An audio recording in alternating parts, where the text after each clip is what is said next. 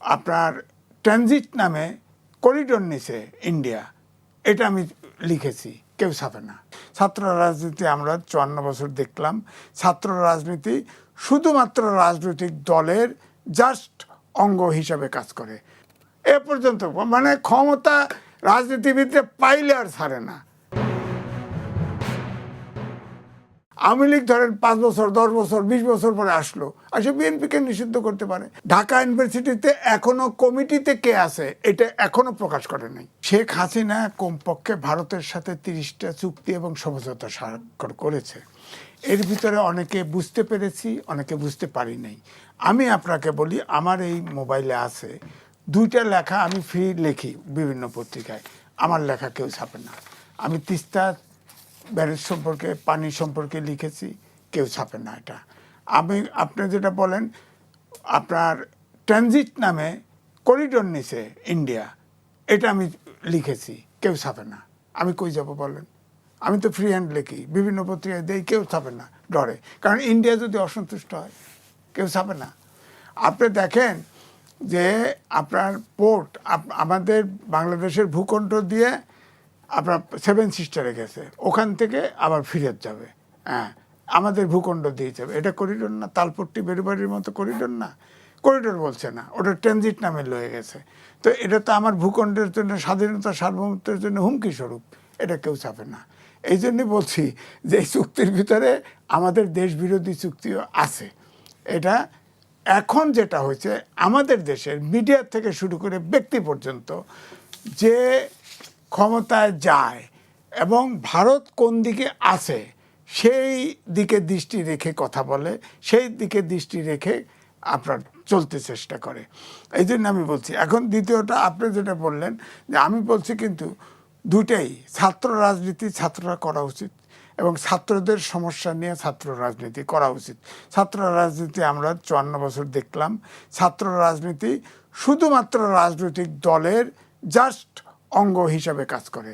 এরা দেশের আর জাতীয় রাজনীতি যারা করে তারা কিন্তু এই দেশে কোনো গণতন্ত্র উপহার দিতে পারে নাই, আইনের শাসন উপহার দিয়ে ৫৪ বছর দেশ স্বাধীন, ৫৫ বছরে পড়ছি।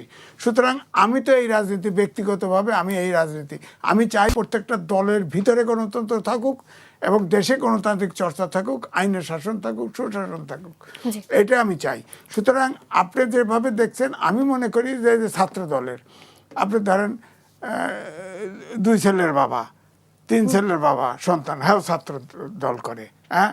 আবার ছাত্র শিবির, ভাইজান যে অস্বীকার করলো, এখন উনি বলতে পারবে না। ঢাকা ইউনিভার্সিটিতে এখনো কমিটিতে কে আছে এটা এখনো প্রকাশ করে নাই। ওর ভিতরে, ওই কমিটির ভিতরে কে আছে? আমরা তো উপর থেকে প্রেসিডেন্ট সেক্রেটারি চিনি, আর কয়েকজন পদধারীকে চিনি, আর তো চিনি না। এবং ওই শাহবাগে ওই পুলিশ স্টেশনে যখন হয় তখন কিন্তু ডাক দিছে শাহবাগে আসো, কেউ আসে নাই। কারণ গুপ্তরা তো আসে না, প্রকাশ্যে আসতে চায় না, হ্যাঁ সামনে কয়েকজন আসে। এই জন্য আমি বলি যে গণতান্ত্রিক বিশ্বে যেভাবে চলে, আমার মনে হয় যে অভ্যুত্থানের শক্তি, যার সমস্যা আছে তাদের ভিতরে গঠনমূলক আলোচনা করে এটা সমাধান করা উচিত। কারণ এইভাবে যদি আপনার সংঘাত সংঘর্ষ হয় অভ্যুত্থানের শক্তির ভিতরে, তাহলে তো ফ্যাসিবাদের আগমন ঘটবে।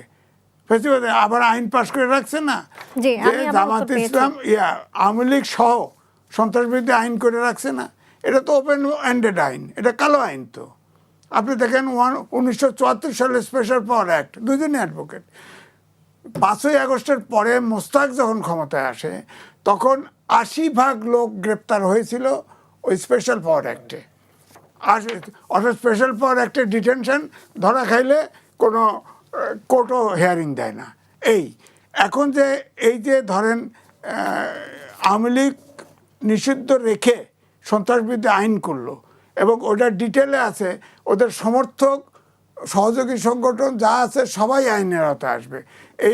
এই আইনটা যে যখন সুযোগ পায় ব্যবহার করে ফেলতে পারে না, তাহলে এটা গণতান্ত্রিক বেশ হলো। এটা তো পার্লামেন্টে পাশ হয়েছে, আইন পার্লামেন্টে পাশ হয়েছে, সেখানে জামাতও বসেছিল, এনসিপি বরং বাইরে চলে গেছে। তো এখন জামাত যে থাকলো, এখন ধরেন বিএনপি এখন মাঠে নামছে, আন্দোলন করতেছে। ধরেন ইয়ার আইন শৃঙ্খলা বাহিনীর অবনতি ঘটলো, তারা ব্যবহার করতে পারে। আওয়ামী লীগ ধরেন 5 বছর 10 বছর 20 বছর পরে আসলো, আসে বিএনপিকে নিষিদ্ধ করতে পারে। অর্থাৎ এটা তো ওপেন এন্ডেড আইন, যে কারো উপরে এটা অস্ত্রটা পড়তে পারে। এই ধরনের আইন তো 1974 সালে আইন কিন্তু দেখেন খেয়াল করে এ পর্যন্ত বাতিল করে নাই কেউ, এ পর্যন্ত। মানে ক্ষমতা রাজনীতিবিদরা পাইলে আর ছাড়ে না। আপনার নির্বাচনী ইশতেহারে এগুলো ছিল বিএনপির, আপনি বাস্তবায়ন করেন, গরিবদেরকে দেন। উন্নত দেশে যারা আয় করে বেশি তাদের কাছে বেশি ট্যাক্স নেয়, নিয়ে গরিবদেরকে বেকার ভাতা দেয়। আমাদের তো সেই সক্ষমতা নাই। আপনি প্রায়োরিটি লিস্ট করবেন তো। এখন কৃষকদেরকে 10,000 টাকা মওকুফ করছে, কৃষকদেরকে ধরেন কার্ড দিচ্ছে, না আপনি 3,000 2,500 টাকা দিলেন, তার তো শেষ দিতে পারতেছে না, সে তো পেটে খেয়ে ফেলবে, লাভ তো হবে না। আপনি কিন্তু কৃষক, আপনি দেখেন করোনার সময়ে কৃষক কিন্তু আমাদেরকে বাঁচিয়ে রেখেছে। সুতরাং কৃষিতে ধরেন ডিজেলের তেল 15% বাড়িয়ে দেওয়া হয়েছে। ধরেন এই জায়গায় ভর্তুকি দিয়ে আর বাকিগুলো আপনি পরে করতে পারতেন, জনগণের কাছে বলতে পারতেন যে আমাদের নির্বাচনী এগুলো ইশতেহার, আমাদের কমিটমেন্ট। আমরা যেহেতু এখন জ্বালানি সংকট আছে, দেশের অর্থনীতি খারাপ, এই কারণে অর্থাৎ অন্তর্বর্তীকালীন সরকারের ফেলে যাওয়া, ধরেন এখন লোন, বৈদেশিক লোন হচ্ছে এখন টোটাল হচ্ছে 48 লক্ষ কোটি টাকা। এবারে বাজেট সামনে আছে না, বাজেট হবে 9 লক্ষ কোটি টাকা কমপক্ষে। এই টাকাটা আসবে কোত্থেকে? আপনি IMF-এ ঘুরতেছেন দাঁড় করে, IMF তো লোন দিবে না, কারণ IMF তো লোন পরিশোধ করতে যে পারবে এটা দেখে তো দিবে। তো 48 লক্ষ কোটি টাকা আপনি লোনে আছেন, আপনি তো লোন কিভাবে? এদিকে আবার ফের দেখেন এখনো টানা হাসরা যে আমরা উন্নয়নশীল দেশে যাওয়ার সময় এসে গেছে। তাহলে আমাদের দেশের ভবিষ্যৎ কি আসলে? ভবিষ্যৎ হচ্ছে অভ্যুত্থানের শক্তিগুলো মিলেমিশে অর্ধেক পেট খাই, ফুল পেট খাই, যতটুকু অর্থ আছে ততটুকু ভাবে এই সংকট মোকাবেলা করা উচিত। এখানে হানাহানি, কে জিতলো কে হারলো, অমকের প্রোগ্রাম আমি বিরোধিতা করব, অমকের প্রোগ্রাম আমি পক্ষে থাকবো, এগুলো করে এখন সময় নাই। অর্থনৈতিক অবস্থা দেশের খুব খারাপ। জ্বালানি তেল সহজে আপনি ভাবেন না যে মধ্যে ওই সুইচ খাল পুরো খুলে যাবে, ওর ভিতরে আন্ডারগ্রাউন্ডে ড্রোন পাঠাই দিয়েছে আওয়ামী লীগ, আমেরিকা পাঠাই দিয়েছে। আপনার হরমুজ প্রণালীর অংশ ইরান মালিক, তার বাইরে এপারে ওপারে বাইরে কিন্তু আমেরিকার কর্তৃত্ব আছে, তারা কিন্তু আন্ডারগ্রাউন্ডে ড্রোন পাঠায় দিচ্ছে শত্রু করতে। সুতরাং আলোচনা হচ্ছে, মীমাংসা হলে ভালো। মীমাংসাও যদি হয় এটা কিন্তু রিপেয়ার করতে সময় লাগবে।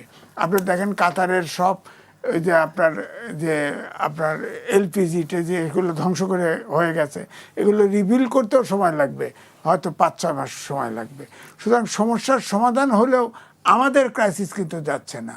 আমাদের ক্রাইসিস অর্থাৎ এইটা এখন যে যুদ্ধের যে ক্ষতিটা হয়ে গেছে, এই ক্ষতি অর্থাৎ পুষিয়ে দাঁড়াতেও 5-6 মাস সময় লাগবে। সুতরাং আমাদের ভিতরে যুদ্ধ বিগ্রহ নয়, হানাহানি নয়, দেশে আর 48 লাখ কোটি টাকা আপনার লোনে আসি, বিদেশি লোন আছে, আভ্যন্তরীণ লোন আছে। এটা ইউনিট সরকারের সময় ঘাড়ে তো চাপছে। হ্যাঁ, সরকার দায়ী নয়, কিন্তু সমস্যা তো সরকারে আছে, তাকে ফেস করতে হবে।